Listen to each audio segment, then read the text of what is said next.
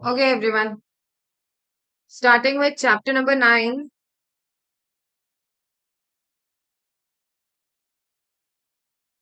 Chapter 9 की 5 unit है. Chapter 9 का टोटल वेटेज 10 नंबर का है. ठीक है. तो every unit is asked for about 2 marks. छोटी छोटी यूनिट्स हैं, ऑलमोस्ट एक लेक्चर में खत्म हो जाती है. The size of the chapter is large. मतलब 5 चैप्टर का वेटेज है 10 नंबर का. तो जनरली आई सजेस्ट, क्योंकि हर यूनिट केवल 2-2 नंबर की है, 9th और 10th चैप्टर बेटर होता है अगर सिर्फ मैराथन से ही देख लिया गया हो, एंड में होगी. ठीक है. 20 में से 10-12 क्वेश्चन भी ढंग से आ गए तो सफिशिएंट है. ओके. क्योंकि इससे बेटर होता है शुरू के 8 चैप्टर्स पे ज्यादा फोकस करना, और उसमें भी पहले 6 पे फोकस करना ज्यादा इंपॉर्टेंट है. Am I clear? ठीक है. अब अपन देख रहे हैं चैप्टर नंबर 9 की unit number 1. That is about theories of international trade.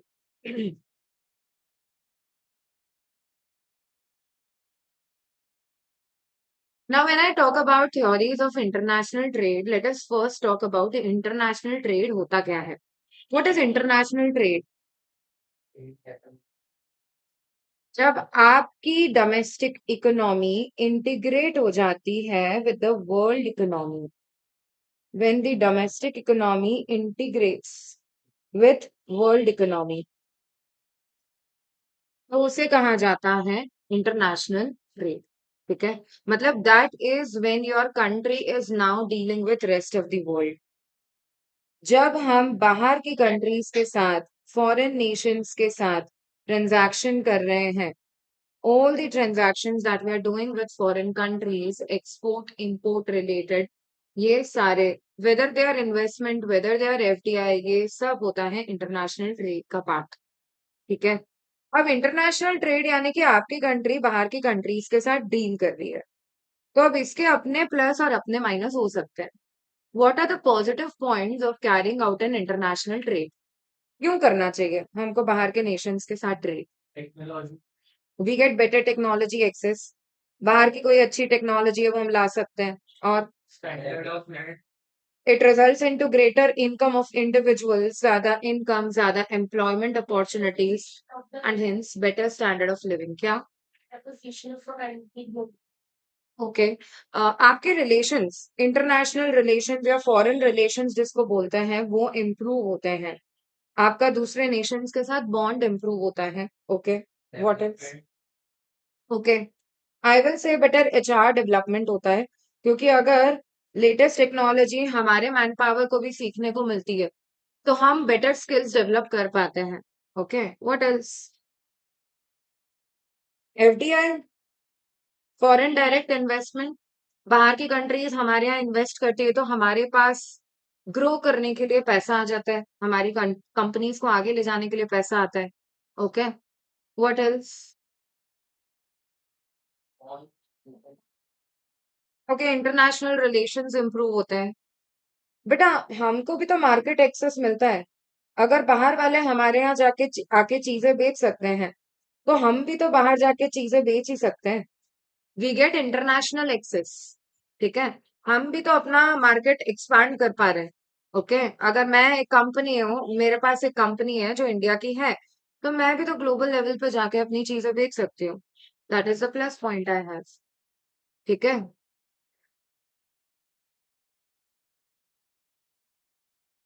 नुकसान, दिक्कत कहाँ? डेवलप कंट्री को ज्यादा फायदा होता है. करेक्ट.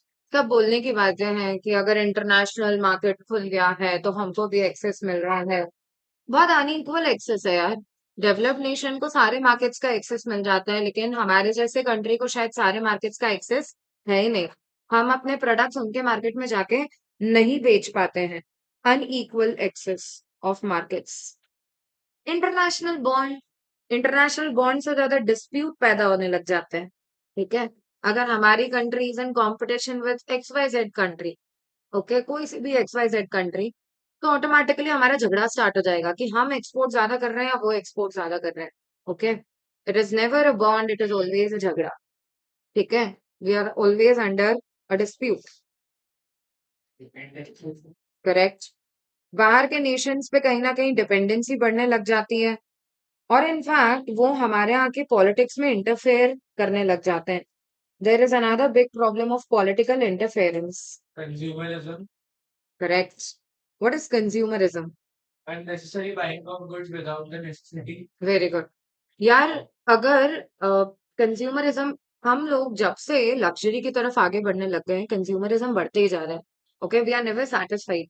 हमारे पास मोबाइल आ गया, स्मार्टफोन आ गया, तो अब ये लेटेस्ट वर्जन चाहिए। हमारे पास कार है तो अब ये लेटेस्ट वाली चाहिए।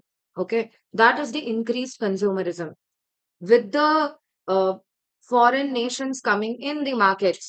हमारा विश खत्म ही नहीं हो रहा है, बढ़ते जा रहा है। In fact it also leads in to exploitation of resources. अगर मैं एक्सपोर्ट भी कर रही हूँ, मैं बोल रही हूँ मुझे एक्सपोर्ट करना चाहिए, तो कहीं ना कहीं मेरी कंट्री का रिसोर्स जा रहा है ना यार। ठीक है, अगर आज मैं वर्ल्ड लेवल पे एक्सपोर्ट कर रही हूँ तो my country resources getting exploited. बोलने में सुनने में बड़ा अच्छा लगता है कि हमारी कंट्री के लेबर का, ह्यूमन रिसोर्स का स्किल डेवलप होगा, लेकिन अनफॉर्चुनेटली ऐसा होता नहीं है। क्यों? क्योंकि हमको जो जॉब्स दिए जाते हैं वो मेनली अनस्किल्ड नेचर के होते हैं, और लेबर हमें अनस्किल्ड नेचर, बाहर के नेशंस हमें एज लेबर अनस्किल्ड नेचर का जॉब देते हैं, ना कि स्किल्ड। तो हमारी स्किल्स का ओवरऑल डेवलपमेंट नहीं हो पाता है। Am I clear with this? अरे बोलो। ठीक है, प्रॉस एंड कॉन्स वहां देके रखे हैं, कौन से पेज पे? 111 एंड 12 मिल गए? कोई ऐसा पॉइंट जिससे कंफ्यूजन हो रहा हो? नहीं? Okay, coming on to next thing.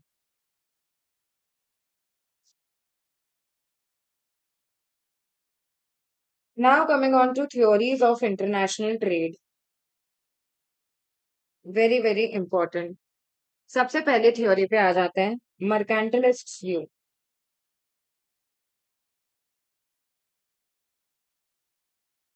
हम मर्केंटलिस्ट व्यू 16 टू 18 सेंचुरी के बीच में यूरोप के ग्रेट पावर की कहानी है। इसके हिसाब से आपको ज्यादा से ज्यादा एक्सपोर्ट करना चाहिए, और इंपोर्ट कम से कम करना चाहिए। क्यों? जितना ज्यादा एक्सपोर्ट उतना अच्छा, उतना कंट्री फायदे में रहेगी।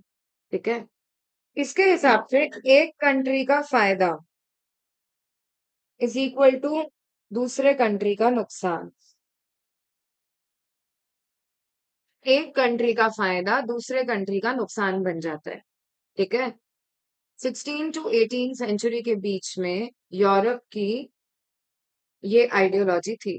ठीक है, now what is this? Trade is a zero sum game. Zero sum game का मतलब होता है एक का फायदा दूसरे का नुकसान, what I told you right. ठीक है, trade is a zero sum game का मतलब है कि आपको ज्यादा से ज्यादा एक्सपोर्ट करने चाहिए, आपको कम से कम इंपोर्ट करना चाहिए। आपको बाहर के नेशन से you should try to bring all the precious metals in your country. ठीक है, सबसे पहला एस्पेक्ट ये था। ट्रेड एक जीरो सम गेम है। अगर तुमने ज्यादा एक्सपोर्ट किया तो तुम फायदे में रहोगे, तुमने ज्यादा इंपोर्ट कर लिया तो तुम नुकसान में रहोगे। दूसरा व्यू आया, थ्योरी ऑफ एब्सोल्यूट एडवांटेज। क्या है दूसरा view point? Theory of absolute advantage. ठीक है, तो थ्योरी ऑफ एब्सोल्यूट एडवांटेज बोलता है कि अगर एक कंट्री एक गुड ज्यादा अच्छे से बना पा रही है, और दूसरी कंट्री दूसरा गुड ज्यादा अच्छे से बना पा रही है, तो पहली कंट्री को वो पहला गुड एक्सपोर्ट करना चाहिए और दूसरी कंट्री को दूसरा गुड एक्सपोर्ट करना चाहिए। ठीक है, जिस चीज में आप अच्छे हो आपको वो रेस्ट ऑफ द वर्ल्ड को बेचना चाहिए। That is the theory of absolute advantage. अरे समझे या नहीं समझे? समझे? ठीक है, अब एब्सोल्यूट एडवांटेज का मतलब होता है, I will explain you with the help of an example. Now, what this theory says? This theory says, say for example, दो country हैं, country A, country B.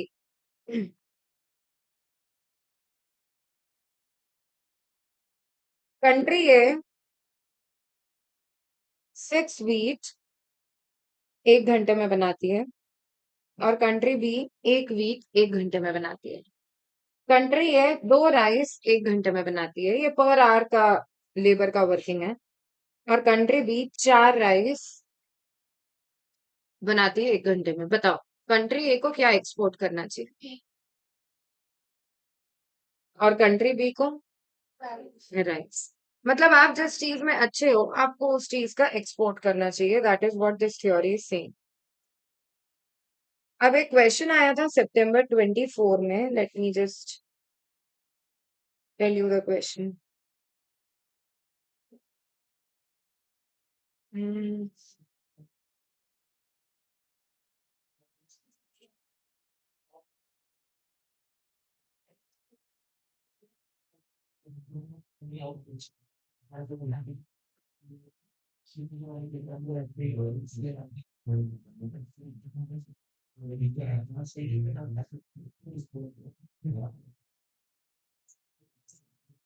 Okay, I'll read out the question for you. September 24 का है. What does the principle of absolute advantage refer to? Option A, the ability to produce a greater quantity of good using fewer resources. Option B, ability to produce a greater quantity of goods using same amount of resources. C और D तो rejected ही है.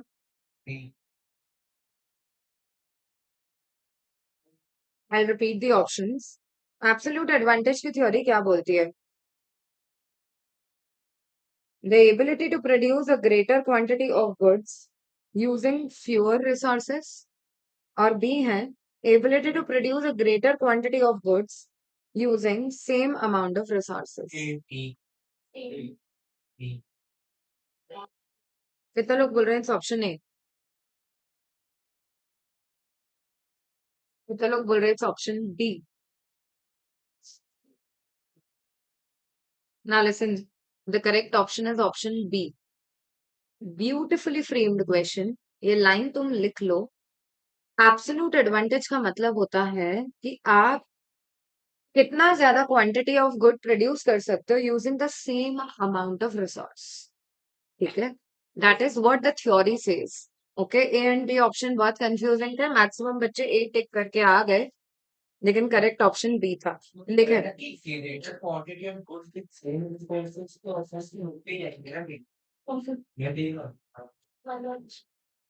क्या? जैसा हो रहा है ना कि ability to produce greater quantity of goods with same resources, तो उनको और अच्छा क्वालिटी मिल रही तो फिर वही सेम तो वही लेंगे ना, वो वही प्रोड्यूस करेंगे ना, मतलब इनकी तरह। मेरी बात सुनो, ए ऑप्शन भी गलत तो नहीं था. Ability to produce greater quantity of goods उसकी वैल्यू बिलिंगनेस पे डिपेंड कर रहा है ना, यूजिंग अ फ्यूअर रिसोर्सेस. ठीक है, अब दोनों ऑप्शन कंफ्यूजिंग है. कम रिसोर्स के साथ ज्यादा आउटपुट या सेम रिसोर्स के साथ ज्यादा आउटपुट बन पा रहा है. ओके, लेकिन द थ्योरी सेज कि सेम रिसोर्स के साथ अगर आप ज्यादा आउटपुट बना पा रहे हो तो वो होता है theory of absolute advantage. Okay, लिखें. Theory of absolute advantage refers to theory of absolute advantage refers to ability to produce greater quantity of goods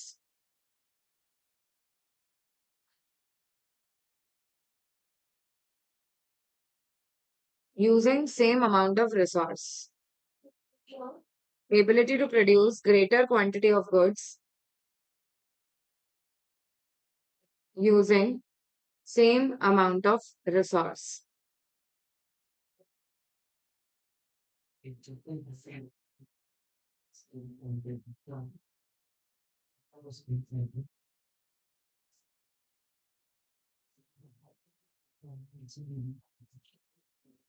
clear?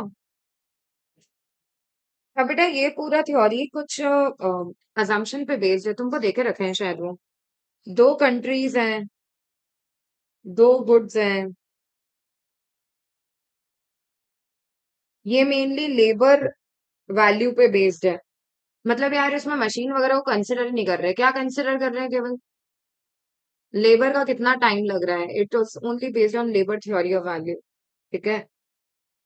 Labour mobile है कंट्री के विदिन, विदिन, लेकिन इमोबाइल है abroad. समझ रहे हो? अगर मेरी कंट्री का लेबर ज्यादा अच्छे से काम कर रहा है तुम्हारी कंट्री के कंपैरिजन में, तो मूव भी तो कर ही सकता है ना, तुम उसको बुला सकते हो। लेकिन हम क्या मान रहे हैं, it is mobile with in country लेकिन नॉट मोबाइल आउटसाइड कंट्री। एक से दूसरी कंट्री में बेसिकली वो मूव नहीं कर पाएगा। Am I clear? एक और असम्पशन है क्या, transportation cost, sorry fifth.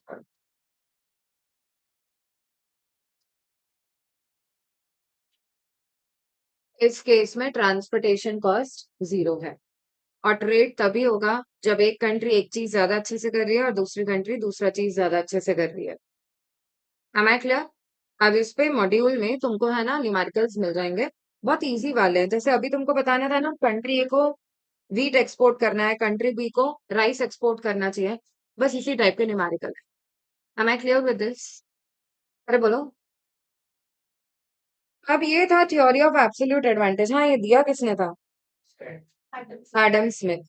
Adam Smith ने बोला कि नहीं नहीं, ये तो गलत ही बात हो गई, trade is not a zero sum game. Trade में दोनों कंट्रीज का फायदा होता है। जो चीज, जो कंट्री ज्यादा अच्छे से बना रही हो उसको वो चीज एक्सपोर्ट करनी चाहिए। अब तीसरा फिलोसोफर आता है, that is David Ricardo. Theory of comparative advantage, comparative cost advantage.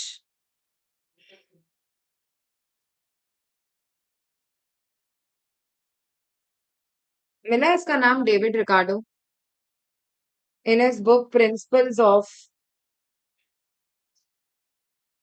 मिला, principle of political science and taxation. Book का नाम दिया है कि नहीं? प्रिंसिपल्स ऑफ पॉलिटिकल इकोनॉमी होगा शायद, and taxation. Principles of political economy and taxation.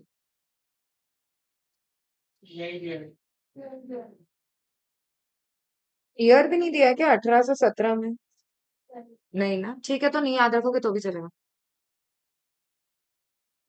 David Ricardo ने उसकी बुक में बोला कि अगर कोई एक कंट्री दोनों गुड ज्यादा अच्छे से बना पा रही है तो भी ट्रेड हो सकता है। ऐसा नहीं है कि जो एडम स्मिथ बोल रहा है वही सही है। Say for example there are two countries, country A and country B, wheat and rice. अगर कंट्री ए 6 व्हीट और 4 राइस बना लेती है 1 घंटे में, और कंट्री बी 1 व्हीट और 2 राइस बना लेती है 1 घंटे में, तो भी इनके बीच में ट्रेड हो सकता है successfully. That is what David Ricardo said. अब ये कैसे हो सकता है? ना लिसन, कंट्री और कंट्री बी का तुम मैट्रिक्स देख पा रहे हो। इफ दे डिसाइड कि कंट्री ए 6 व्हीट देगी कंट्री बी को और कंट्री बी 6 राइस देगी कंट्री ए को, that is what the exchange they decide. सुना तुमने? दिस इज देयर मैट्रिक्स कि वो किस तरह से प्रोडक्शन कर रहे हैं, 1 घंटे में वो क्या क्या कितना बना पा रहे हैं। अब दोनों ही चीज कंट्री ये ज्यादा अच्छे से बना पा रही है, ओके, लेकिन उसके बावजूद भी रिकार्डो के हिसाब से एक्सचेंज पॉसिबल है। अब एक्सचेंज कैसे होगा? से फॉर एग्जाम्पल दे डिसाइड कि कंट्री ए 6 वीट देगी कंट्री बी को और कंट्री बी 6 राइस देगी कंट्री ए को। अब इसके लिए कैलकुलेशन करते हैं, 1 घंटे में कितना, सॉरी, 1 वीट कंट्री ए कितनी देर में बना पाती है? 1 घंटे में 60 मिनट है, तो वीट बनाने में कितने मिनट लग रहे हैं? 10 मिनट। अरे 6 वीट बना लेते हैं 1 घंटे में वहां के लेबर, तो 60 डिवाइडेड बाय 6, तो 1 वीट बनाने के लिए 10 मिनट लगते हैं। और कंट्री बी को कितने मिनट लगते हैं पूरे? 60 मिनट। कंट्री ए को राइस बनाने में कितनी देर लगती है? 15 और कंट्री बी को? साढ़े 30 मिनट।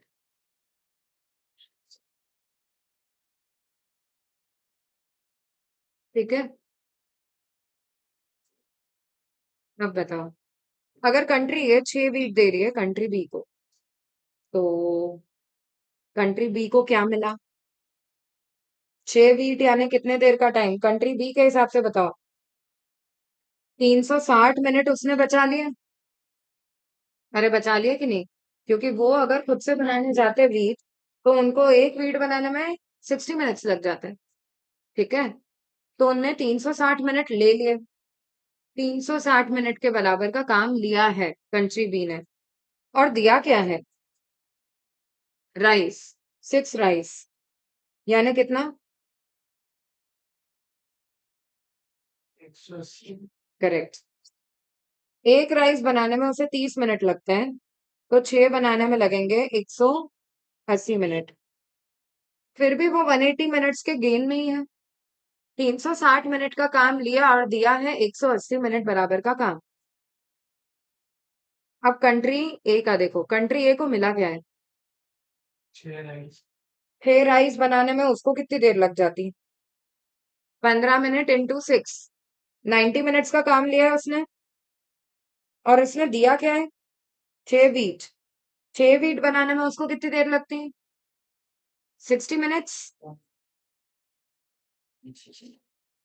ये भी फायदे में ही हो गया, 30 मिनट का गेन हो गया इसको भी। तुमको समझा ये क्या हुआ? अरे कंफ्लिक्ट हो गई I repeat what I said.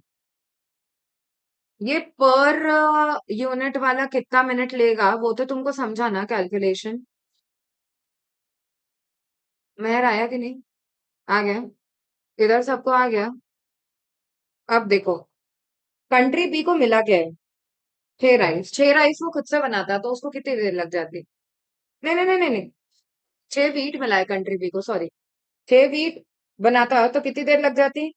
6 6 360, 360 minutes लग जाते हैं बनाने में उसको। और उसने दिया क्या? 6 राइस दिया। 6 राइस बनाने में उसको कितनी देर लग जाती? 30 इंटू 6, 180 मिनट्स। फिर भी वो 180 मिनट्स के गेन में, 360 मिनट्स बराबर का काम उसने ले लिया ए से, और दिया कितने बराबर का? 180 मिनट्स का। ठीक है, then too it is in gain. और कंट्री ए का देखो, उसने कितने बराबर काम लिया बी से? 90 मिनट बराबर। अगर उसको 6 राइस मिल रहा है तो वो खुद की कंट्री में भी बनाने जाता है तो 90 मिनट लग जाते हैं। 15 इंटू 6। और दिया क्या उसने कंट्री बी को? सॉरी, दिया, हाँ दिया क्या? अरे उसने 6 वीट दिया ना, 6 वीट वो खुद की कंट्री में बनाता। अरे बेटा एरो देखो ना, उसने 6 वीट दिया और उसको मिला क्या? 6 राइस मिला। ओके, अगर ये खुद की कंट्री में वीट बनाता तो उसको कितना देर लग रहा है? 60 60 मिनट। 10 मिनट बनाने में, एक यूनिट 10 मिनट में बन जाती है, तो 6 वीट बनाने में 60 मिनट। फिर भी वो 30 मिनट के गेन में ही है स्टिल। राइट, हो गया ना gainfully trade. Still both the countries are in gain. अरे right, that is what David Ricardo is saying. क्या बोल रहा है वो? कि अगर एक कंट्री दोनों चीज ज्यादा अच्छे से भी कर पा रही है, तो भी आप गेनफुली ट्रेड कर सकते हो। Am I clear? अभी निकाल के देखना पड़ेगा ऐसे नहीं, तुमको बस मैट्रिक्स दी जाएगी और तुमसे पूछा जाएगा कि कौन सी कंट्री को क्या देना है। बस दैट्स इट। ये तो अपन एडिशनल पूरा कैलकुलेशन कर रहे हैं, लेकिन तुमसे बस पूछा जाएगा कि कौन सी कंट्री को क्या देना चाहिए। ठीक है, अब आ जाते हैं लेवल अप थ्योरी, हेक्सकर ओलन थ्योरी, चौथा।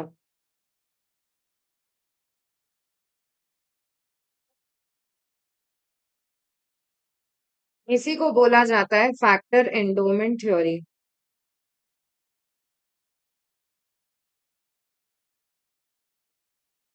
या फिर modern theory, modern trade theory, ये चौथी थ्योरी है। अब इनके हिसाब से they have levelled up actually. Bertil Ohlin और एली हेक्सकर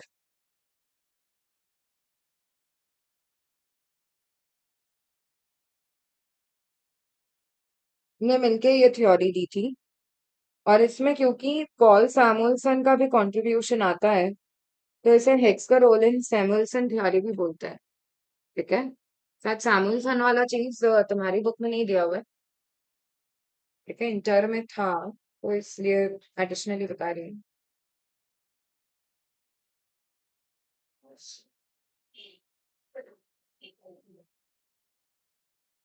ना लिसन, इन लोगों ने बहुत सिंपल सा फंडा बोला है। क्या बोला है?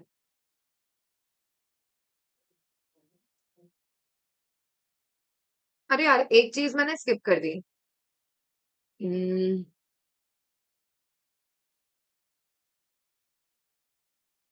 जस्ट चेक, वहां पे देके रखा होगा कंपैरेटिव कॉस्ट एडवांटेज की थ्योरी में, एंड एंड में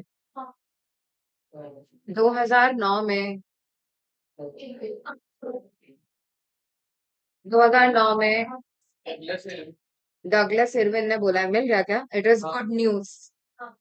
हाँ, comparative cost advantage is a good news for world economy. Right, वो अंडरलाइन कर लोगे तो पूछा नहीं है, लेकिन ये स्टेटमेंट पूछा जा सकता है। 2009 में बोला है इसने। ठीक है, एमसीक्यू में पूछ सकते हैं, अभी तक आया नहीं है।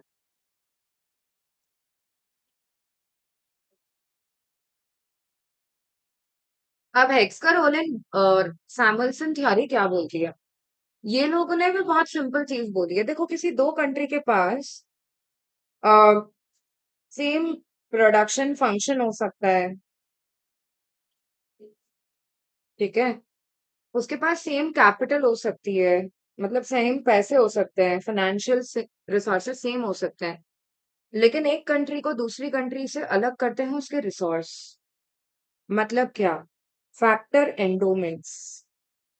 आपकी इकोनॉमी को, मतलब अपनी इकोनॉमी को भर भर के क्या मिला है? लेबर। तो हम किस चीज के लिए अच्छे हैं? We are a labour surplus economy. तो हमें किस टाइप के गुड्स बनाने चाहिए? Labour intensive. जो इकोनॉमी मशीन्स में अच्छी है, उसे किस टाइप के गुड्स बनाने चाहिए? Capital intensive. That is what they have said. कुछ ऐसे आउट ऑफ द बॉक्स चीज नहीं बोल दी है। ओके, मतलब हर इकोनॉमी के पास मेनली जो चीज अलग है वो है उनके फैक्टर एंडोमेंट्स। आपकी इकोनॉमी को अगर भर भर के लेबर मिला हुआ है, तो आपको ऐसे गुड्स बनाने चाहिए जो लेबर इंटेंसिव है। और अगर आपकी इकोनॉमी के पास ज्यादा मशीन्स हैं, बहुत ज्यादा लेबर नहीं है आपके पास, तो आपको ऐसे गुड्स बनाने चाहिए जो कैपिटल इंटेंसिव है। अब ये थ्योरी ज्यादा प्रैक्टिकल इसलिए मानी जाती है in comparison to comparative cost advantage. The reason is given in the form of a difference. Can you see? Comparative cost advantage लेकर रखा है, और उसके बाद हेक्सकर ओलन या मॉडर्न थ्योरी ऑफ ट्रेड लेकर रखा होगा। अब इन लोग ने क्या डिफरेंस बताया है? कंपैरेटिव कॉस्ट एडवांटेज ये बताता है, मेनली इट कंपेयर्स कि यार लेबर कॉस्ट के डिफरेंस की वजह से अ, कोई कंट्री ज्यादा अच्छा परफॉर्म कर पा रही है इन कंपैरिजन टू दूसरी कंट्री। लेकिन modern theory finds out the reason behind difference in cost, कि क्यों ऐसा है कि इंडिया गेहूं ज्यादा अच्छे से बना पा रही है दूसरे नेशंस की वजह, बिकॉज गेहूं का production is mainly based on climatic condition, land quality, and it is a labour intensive job. Okay, and India can do it well, that is why we are doing it well. Am I clear? Fine. मतलब ये theory, modern theory, gives you the logic behind that difference. Okay, यहाँ पे केवल labour को consider किया जा रहा है, यहाँ मनी कॉस्ट को कंसिडर किया जाता है। तो ये ज्यादा प्रैक्टिकल अप्रोच हो जाती है। Here only labor is the sole factor which is considered और यहाँ पे लेबर और कैपिटल दोनों है। यहाँ पे डोमेस्टिक ट्रेड अलग होता है,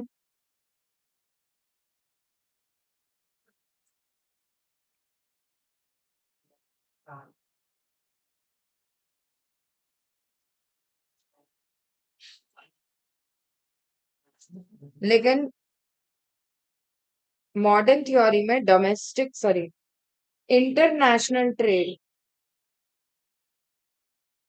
is just a type of inter-regional trade.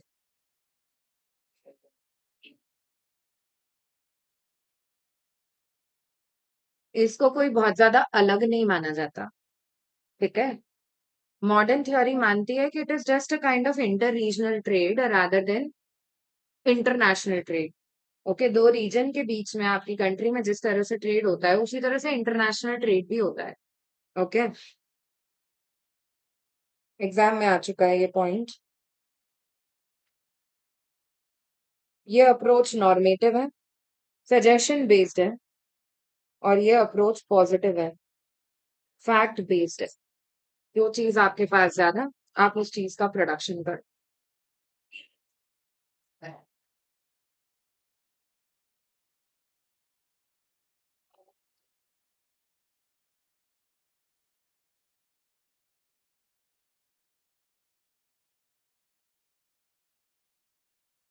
मैं क्लियर? बेटा एक बार डिफरेंस के पॉइंट्स देख लो, कोई ऐसा पॉइंट तो नहीं है जिससे तुम्हें कंफ्यूजन हो रहा है। एक आध दो पॉइंट्स रिपीटेड ही है, इसलिए मैंने अलग से कवर नहीं किया है।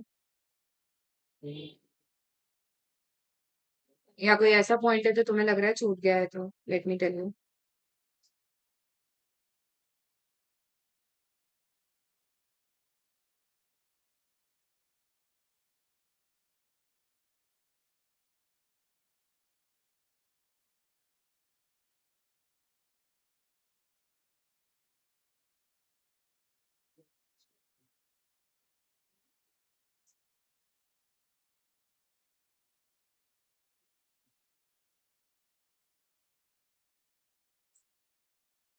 कवर्ड है, कोई अलग सा पॉइंट तो नहीं है।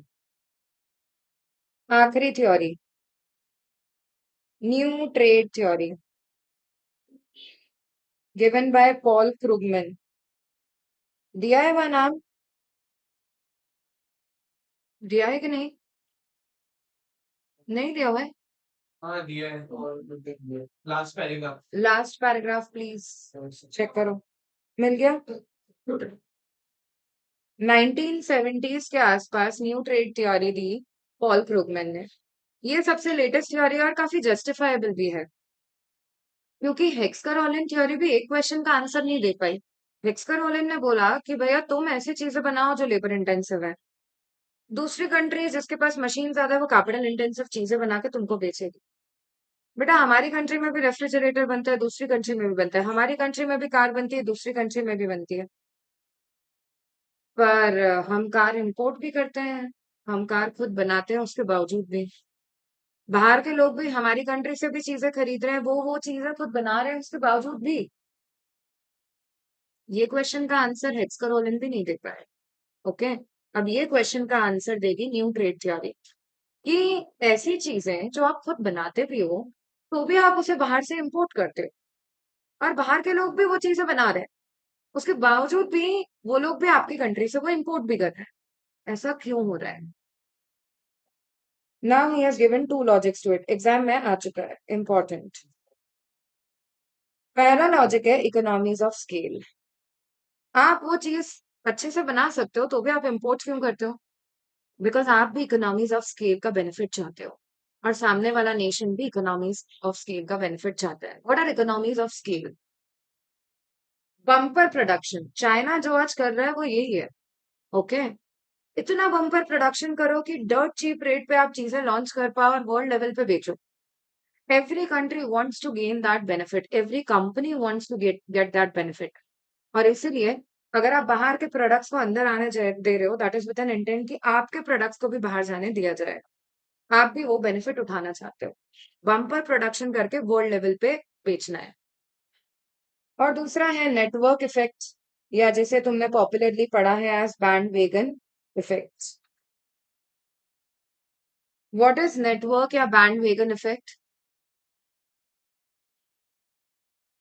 Divide chapter friends. बेटा, because your friend is using Instagram, you are also using Instagram. ठीक है?